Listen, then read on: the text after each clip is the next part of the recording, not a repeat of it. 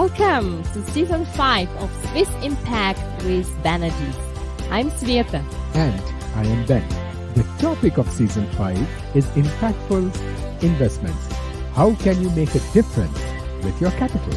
Our guests, who are managing impact investment funds, business owners, thought leaders, will empower you to invest with impact. In this season, we will showcase various impact investment funds who are contributing to SDGs, better known as Sustainable Development Goals as defined by the United Nations. There is no excuse. Shift your capital to create positive change in our world. Your children will be happier, you will feel fulfilled, and make money. We will broadcast every Friday afternoon at 5 p.m. Central European Time, here on Swiss Impact with Banerjee. You get more when you give back. So always invest with impact. Good morning, afternoon, and evening to everyone. And most of you must be going through simmering hot summer days. Especially in Europe, where all the records are being broken. So please drink a lot of water, stay safe, and work at reducing your CO2 emission. Welcome back to Season 5, Episode 7, dedicated to impactful investment opportunities. Once again, it has been such an interesting week.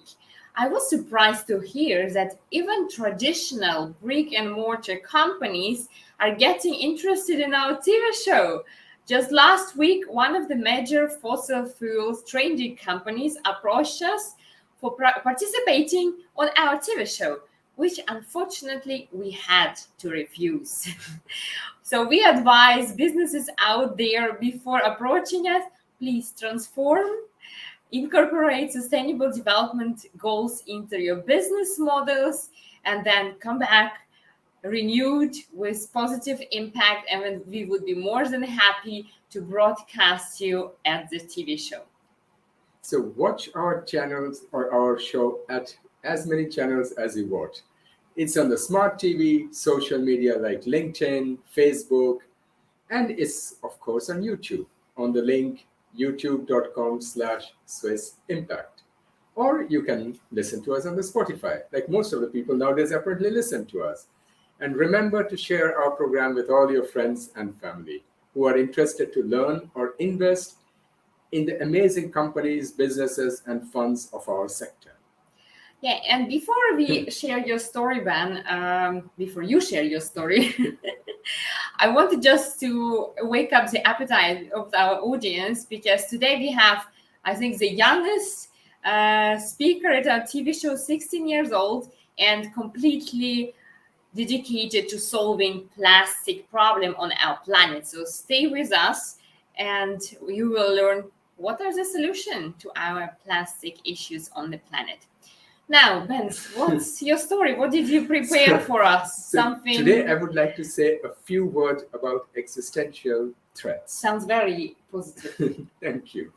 I remember this was somewhere in 2014 when an astrophysicist, Martin Rees, gave a speech at one of the TED Talks, which is one of my favorite, where he summarized few of the existential threats facing mankind. The most important, what I remember him saying, is that we humans fret daily about raising food prices, paying our rent, going to work, where are we going on vacation next. But on the other hand, when we have an existential threat like climate change, destruction of nature, plastic in ocean, somehow we seem to ignore it, especially our policymakers and political leaders. Somehow their brain do not seem to comprehend or act on long-term threats, however large or existential they may be. Well, this phenomena is actually called deliberate ignorance, choosing not to know, and as a consequence, not to act. Okay, this is something I learned new. So let us look at example. You must have read everywhere in the news that whole of South Europe seems to be on fire at this moment. In Spain, in Italy, even in France, the forests have caught fire. Yet the EU Commission, especially the large countries like Germany, are increasing the number of coal power stations and burn more fossil fuel, meaning emitting more CO2. We also know that plastic is killing our oceans, and yet in the last 20 years, we have been destroying life on land, air, and water with plastic, especially with the single-use ones. And we have been aware of this threat since a long time. In 1950s, we were producing only 2 million metric tons. Today, we are producing more than 300 million metric tons per year. The governments and the global policymakers are all looking into recycling and waste management rather than regulating plastic producers and businesses which are using plastic in their products. For example, let's look at one of the countries, China, which is the world's largest single-use plastic producer, which has been doubling its production nearly every couple of years. Just in the year 2020, China's total production of plastic products amounted to more than 78 million metric tons.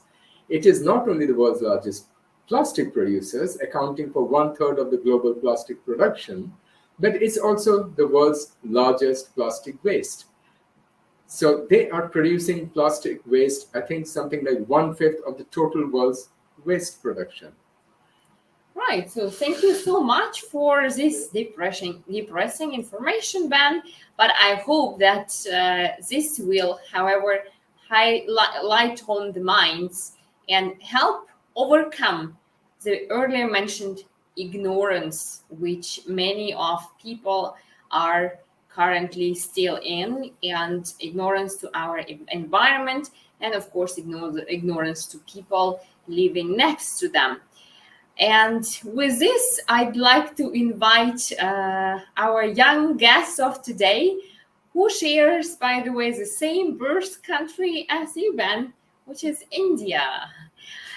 Haaziq Kazi from Ervis Foundation. We are happy to welcome you today. Hi, Howcome. Hi there. Hello. Hi, My name how is- are you? Where are you right now? I'm good, thank you very much. Right now I'm in Dubai. How are you guys doing? We are all excited to hear your story. But before that, let me quickly introduce you to our audience and why such a young person like you is already at Swiss Impact with Banerjee. So you are, as far as we know, 16 years old and currently studying in the Howcome school in US. You are passionate about oceans and tackling plastic problem, which is so awful for our oceans and marine life. You have designed and created a ship called Ervis, which is a smart ship that cleans our oceans. You have also established Ervis Foundation, where you are working with youth of today to bring a systematic change on how do we interact with plastic. The foundation focuses on educational initiatives, giving workshops about perils of plastic, and digital platforms which offer plastic alternatives. And you're also speaker at various forums highlighting the issue of plastic and, of course, what is the solution about it, which we would like to hear in our conversation today. So welcome, Haaziq. It's great to have you with us. It's great to be here. Thank you. So, what is your story? How come you're just 16 years old and creating such an amazing, huge impact? So, well, my journey begins when I was much, much younger. When I was in grade 4, I was around 9 or 10 at the time. And at the time, my teachers had showed me a documentary about the plastic waste problem and how it affected our marine ecosystem and our oceans. And to see so much plastic, something that we use like every day, right, without a second thought, and we just mindlessly throw it away. And all of it just ends up in the oceans. And it affects the marine ecosystems in ways that I really haven't thought of. Right? It's like we always think of plastic as like use it and then you just throw it like out of sight, out of mind. But in reality, there is actually no throwing it away. Right? Like it actually goes into the marine ecosystems and even in landfills and etc. And it affects the marine life and just the marine life, like they mistake it for food and then they consume the plastic, and this fills up their stomach, and because they're not able to digest the plastic, right? And um, because of that, they feel full when in reality they're actually starving for nutrition, right? And because of that, they die, and that is a very, very gruesome death, right?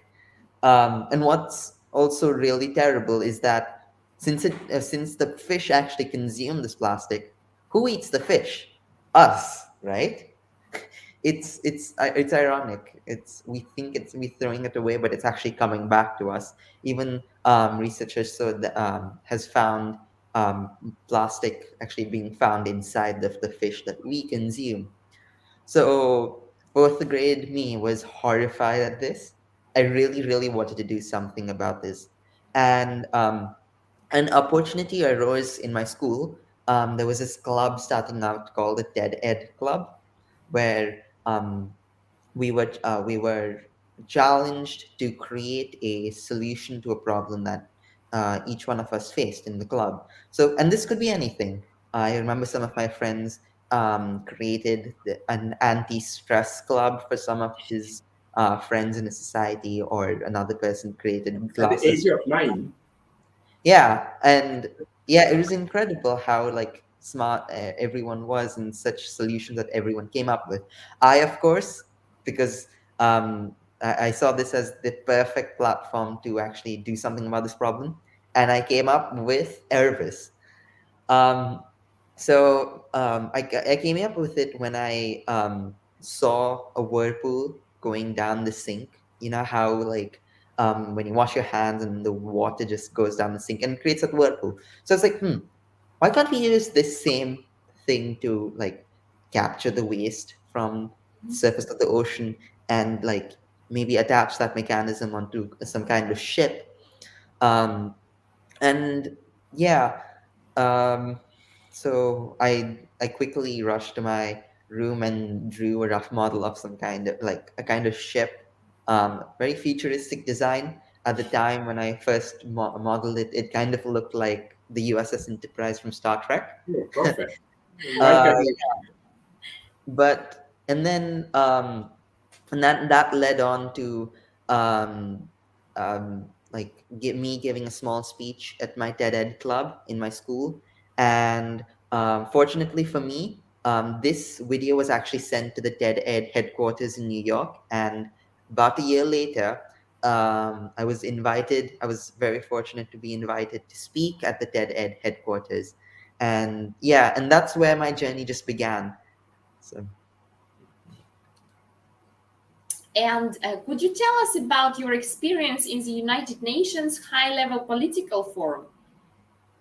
Yeah, so I was also fortunate, like in my journey, I was invited to speak at multiple events, not just that TED Talk, but for more TED Talks around the world in Italy, and also in the United Nations High Level Political Forum, as you spoke, because I was trying to advocate for the oceans and push for a change on even on a governmental level.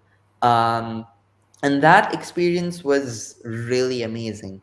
It was just thrilling to speak to people um, who had lots of power and also the capability for lots of change. I mean, everyone is capable for change, but I mean, to be honest, each one of us has different levels of power, and to speak to some of them and try to push for them to actually like you know do something about it was really, really exciting, and really it Are you was talking about this? Are you talking about the same United Nations that we all know?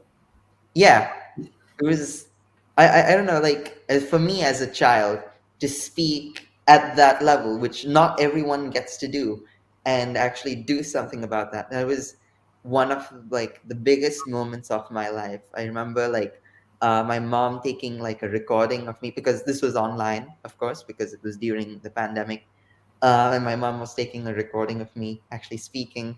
And yeah, but the best part was I got to speak to them, and actually speak towards like people in high governmental position, and actually like actually push them for bringing a change, right? Mhm. And for me, trying to like bring awareness to people, like even if it's just one person, is huge, right? Just that one individual to stop using that one straw. And for me to speak to huge organizations and huge governmental or huge governments was big. So yeah. But But did they help you to build the ship, the Ervis? Sorry. Did they help you to build the ship, Ervis? So, Ervis, the ship, is purely my own passion project. It's mainly through the Ervis Foundation, which was set up after after a few TED talks that I had done. Then I had noticed that so I went through TED talks. I had noticed that a lot of people, I mean, while they were really, like a lot of youth especially, were really interested about trying to do something about this problem. And I wondered, instead of just the TED talks, why couldn't we like focus this on a more educational perspective? So I set up the Ervis Foundation, and that's where we do education initiatives, and we also do incubation of ideas such as Ervis the ship. So so this is mainly through as a private organization, um, rather than a governmental level. But yeah, we're still also like looking for development. We're still in the prototyping stage, but we're looking forward to getting Eris the ship and actually like building it and seeing it, clean the oceans, right? So yeah. Are you also aware of Boyan Slat? He's from my city in Delft. He was also your age when he started thinking about developing the ship to collect yeah. plastic. Yeah, so I had, when I was first like in grade four, I had watched his TED talk. This like when we were coming up with our solutions. So it was really amazing to see a person who also had like similar mindset and who also wanted to do something about this. And he was definitely a really great inspiration.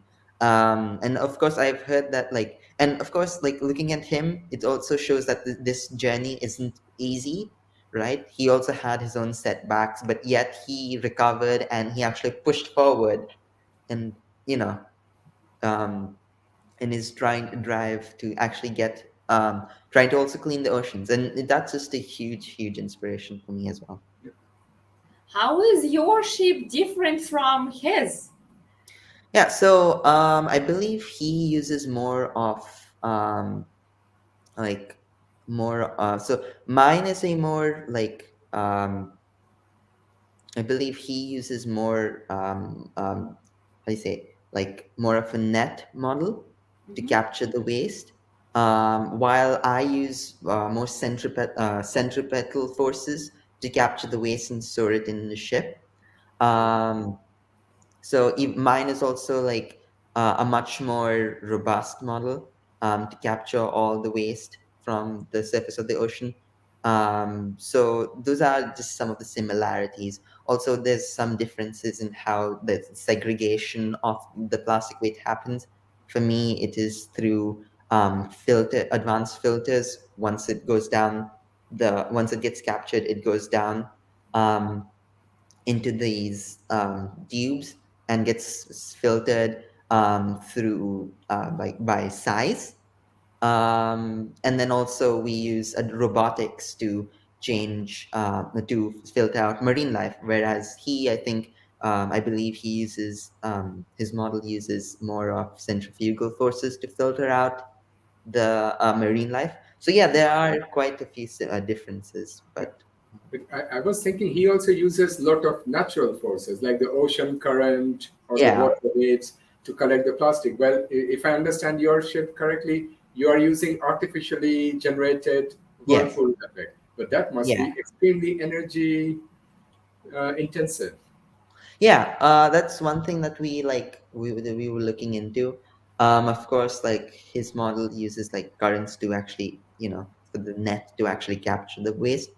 And then for us, like energy was a big thing because we don't want to use coal or non-renewable fuel sources like fossil fuels, because while you're cleaning one when you're cleaning up the oceans in one area, you shouldn't really contribute to another problem as well, Yeah, exactly.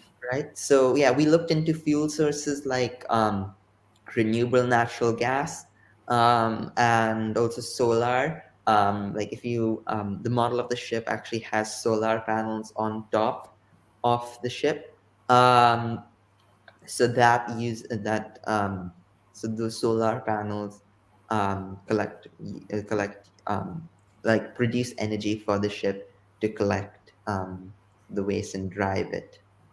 Mhm. Okay. And could you say, like, why is your foundation so important for people and the world? And who is your target audience? So my foundation, we focus mainly on the youth that's the main target audience, like whenever we do. So we have like I said earlier, we have education and incubation. And So education is kind of like the initiatives we do, like workshops or like social media initiatives, such as our What It's Earth series. It's kind of like a talk show with experts, and those are mainly geared for the youth, for the children, because I found that they were really really interested in trying to solve a problem, and also they were also really passionate, because again, we are the ones, the youth, we are the ones who are inheriting this planet, and of course we don't want it to go to waste, right? So yeah, and children also really get really easily as inspired as well. So we thought we could also make a huge impact trying to target the youth, and trying to make them aware, because and we also target like people of all places, of all economic situations and social, like in India, in more rural areas. We have done workshops in schools in rural areas, as well as schools in Dubai, uh, which is more on like the private schools in Dubai. So yeah, and it's also open platform. We just don't target only schools, but also anyone can also join in some of our initiatives, like the Blue Circle, which is more of an open platform for discussion for anyone to join. So yeah, again, it's just mainly the youth that we try to impact. And would you be focusing on plastic, or are you focusing on plastic which is out there open in the ocean, or are you also going for the source, like the river, where the rivers are joining the sea and things like that? Are you also planning to put your ship there at the source, or put it Yeah, in the ocean patches? yeah, definitely. So right now, our current model of the ship, I mean, it's also open to changes, major changes, since we're still in the prototyping stage, and that's one of the more crucial stages, because you need to, and that's the stage where you actually secure your funding, your initial funding, right, and try to prove that this works, right? And then after that, creating your prototyping is continuous, right? And then as you create, even through the minimal viable product, still keeps on changing. So yeah, we also discuss. I also thought about like it targeting sources like rivers, but this model of the ship is specifically designed for the oceans, because of how large the ship is. So Yeah. yeah, Okay, how large is it? yeah. So again, the specifications aren't like um, the specifications aren't like completely decided on just yet.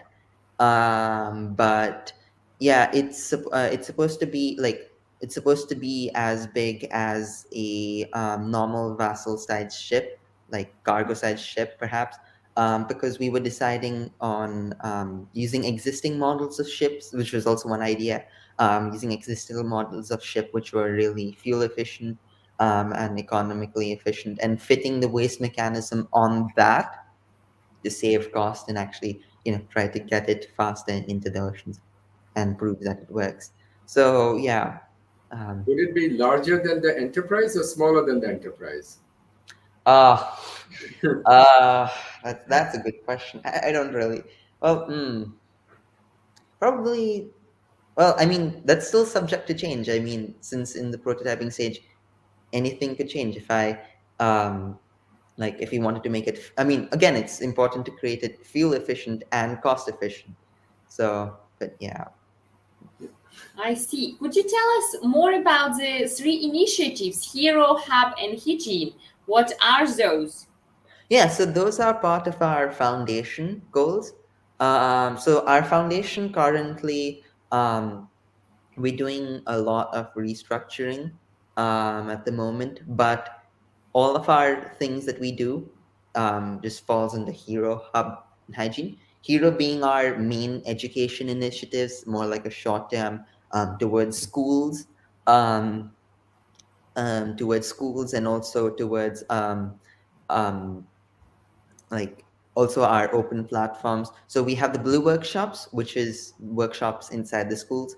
Blue Circle, which is kind of like an open platform where anyone can join around the world, and it's based on this thing called the Harkness method of education, where it's just not one teacher who's sitting and explaining everything, but rather you know it's like a discussion platform where there is one mentor who is guiding discussion.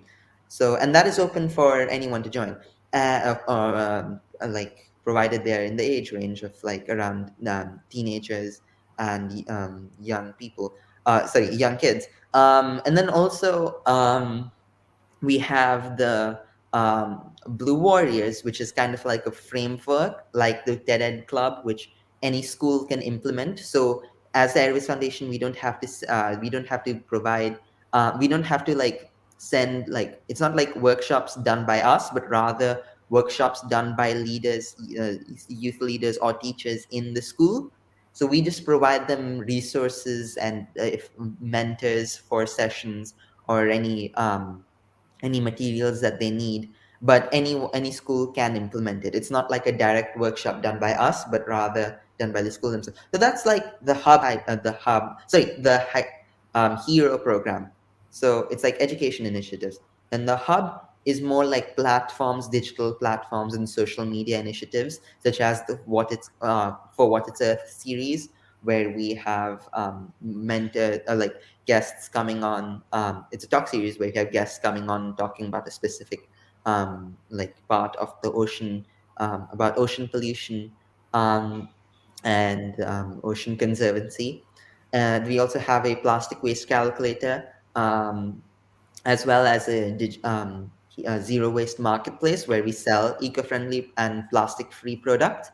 And of course, last is the hygiene program, which is more like an incubation space, where we're developing things like Ervis the ship, and also um, helping other children to incubate their ideas around, especially around ocean conservancy, and we provide them resources to actually push ahead, because each kid, they have their own moonshot project, right, that they want to do. Like they're probably a lot like me, but not fortunate enough to have the resources that I did while creating this. So that's our aim, to like help them Mhm. build their ideas and see it, make it a reality. And how many students has Ervis Foundation engaged with right now? So we have engaged with about 1,500 to 2,000 students so far. Um, Especially, we did a bulk of this in the pandemic, especially. Sorry, before the pandemic. Yeah, because we were going to individual schools. Of course, when the pandemic started, a lot of it, we went really more digital, right? So there we were focusing on more like of the hub initiatives, like the social media platform, social media projects and the digital platforms, as well as like programs which are like not targeting more like which are more open to all, like the Blue Circle.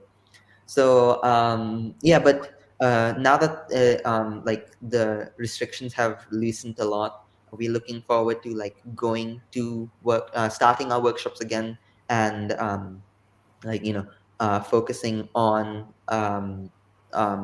individual schools and engaging with them actively, not just by doing one workshop and then we're done with the school, right? Because like if you just do one workshop, it doesn't really stick with them. But if you try to actively um, inculcate this in this syllabus, and this is even how I started off, because our teachers showed me a video about this, and they also gave me a platform to um, fight plastic pollution, and also yeah, so like help schools like that also provide their students platforms to fight climate change and plastic pollution, and work towards ocean conservancy. So yeah. And how did you adapt, or how did your organization adapt during the pandemic with your Yeah, strategy? so yeah, like I said a little bit about it earlier, we were doing a lot of workshops. That was our primary focus before the pandemic, doing workshops in individual schools. But now, because of the pandemic, we had to go digital. So we tried one blue workshop online, um, but it was a little difficult to inspire the students, and actually, like, because it was also the beginning stage of the pandemic, so not a lot of schools and not a lot of people had gone fully digital yet. So the pandemic, so we created the blue circle at that time, so that was something born in the pandemic period. Um, more of a discussion platform, bringing in mentors, and lots of students around Dubai and India had joined.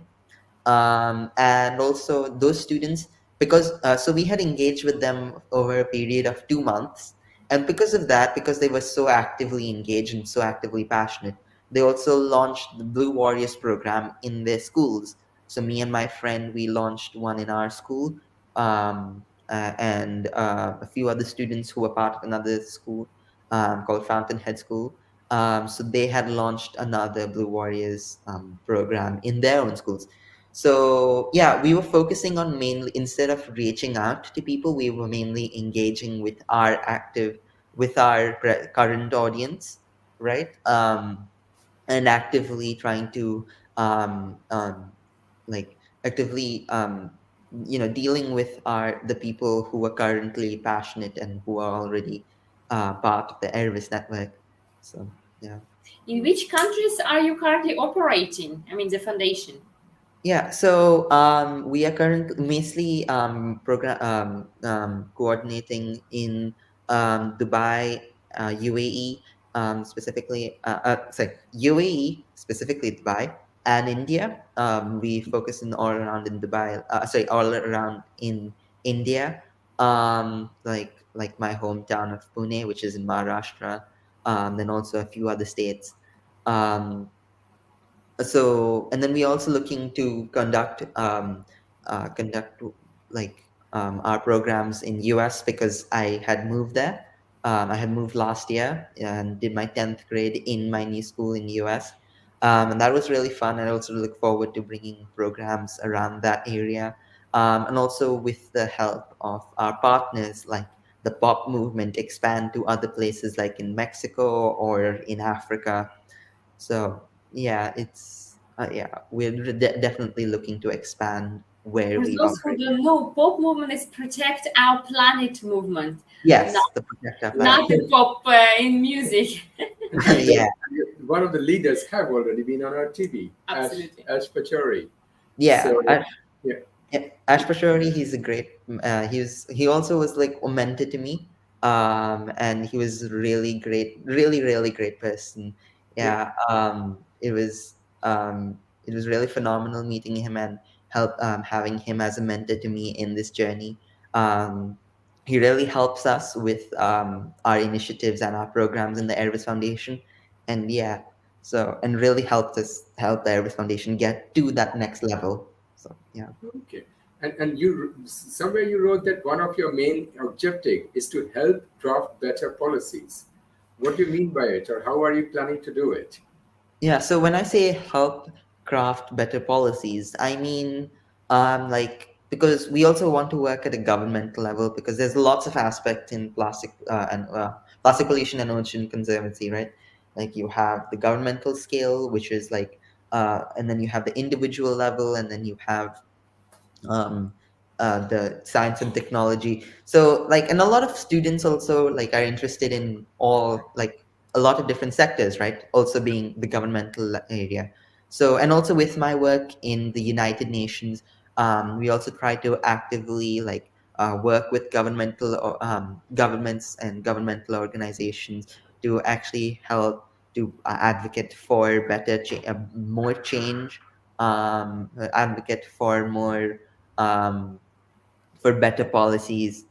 So yeah, just yeah, definitely, because there's a lot when it comes to ocean, to trying Yeah, to protect our oceans, right? So yeah. exactly. What are your expansion plans or growth plans? So where do you want to be in 5 years or Yeah, 10 so years? You are so 10 young. You can also have plans for 30 years. yeah, well, I mean, we haven't looked that far in the future, but definitely we have plans. So like, for our next 5 years, like I mentioned earlier, expand to like more regions of the earth, right? More countries, more, and try to spread the word about the plastic pollution crisis, because it's going to affect everyone, right?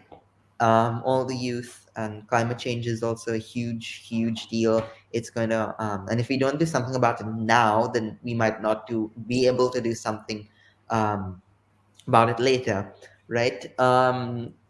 And just try to, again, like I also mentioned this earlier, a little bit, I didn't talk too much about it, but we also restructuring a lot of the projects in the Ervis Foundation to make it more,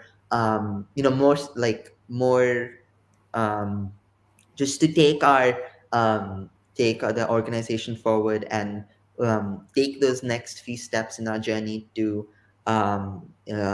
actually, spread the word about the plastic pollution, and help the youth tackle this problem, and get rid of plastic in the oceans, right? And yeah, so definitely trying to make it more in line with our goals, trying to like, um, trying to get everything in line with our vision, right? And also, expand our team a little, so that we are more diverse, getting more perspectives on board, getting doing more, getting more projects, getting more ideas, especially from the youth, because again, they're like really passionate. So and they are they are also like full of ideas, like I mentioned in the TED clubs, 9-year olds coming up with ideas like vision for the blind, or but yeah, it's How definitely many projects do you have in your incubator right now? in our incubator. Yes, in your genius incubator, because you said like you also encourage other projects and help them. Yeah, so we help students come up with ideas like, I remember, we helped students come up with, like a smaller scale, a smaller scale, um, like plastic collector, especially like in rivers and small lakes, like you said, because like I said earlier, the Ervis ship was made in mind just for the oceans. So another student, who was part of the Blue Circle, came up with an idea for like the small places. And then there was also a friend of mine who came up with an idea, called, like a kind of repellent that's placed on plastic, um, so that the fishes and marine life won't really consume it. So that was another idea that was come up with, by my very close friend. I also helped him. So we also helped him come up with this idea, and actually like take that, to like, help him like incubate it. So, and there are a few more ideas as well. So we really try to help the other youth, not just like my idea, but also others. Yeah. So how can youth join Ervis Foundation? So, the youth, well, we mainly do initiatives on social media, and so that's, I think, the main place to join. You can also reach out to us by email. You can reach out to me, haziq.kazi@ervis.org. Um, and then you can ask, you can ask us to, um, ask to join the Ervis network and ask to be part of the be part of the foundation, or request to have a workshop in their schools, right? Or you can also sign up to one of our programs, like the Blue Circle, which is again open for all. We are also planning for it, and we should hopefully launch the Blue Circle. It will be a second edition. We did the first back in 2020, I believe. So yeah, just looking forward to that. Just if you're interested, you can keep an eye out for signups. We're also on Instagram and Twitter and other social media. So yeah, there's a lot of ways that you can reach out to us. And are you also looking for partners and investors for your foundation? Yeah, definitely. Because you can't. I mean, in this world, at least, you can't really do much without money, right? I mean, it's a bit of an unfortunate reality, but you really do need money to keep going forward, We even for know the that. Yes, that's true. yeah. So we are definitely looking for investments and funding. Um, to try to take this idea to the next level. So right now, our this is mainly funded by my family. Mainly my dad funds the foundation, and also my the environmental environmental advocacy that I do. All so that is mainly funded by my dad, but we are also accepting, we're also trying to accept donations and look for funding. Mhm. So yeah. And can you tell us, by the way, how can we consume and dispose plastic in a more responsible and sustainable manner? Right. Yeah, that's a big question, right? That's the question that everyone's interested in. Um, what you can do is there's a lot of ways that one can reduce their plastic debt, um, which is something that that's something that we coined.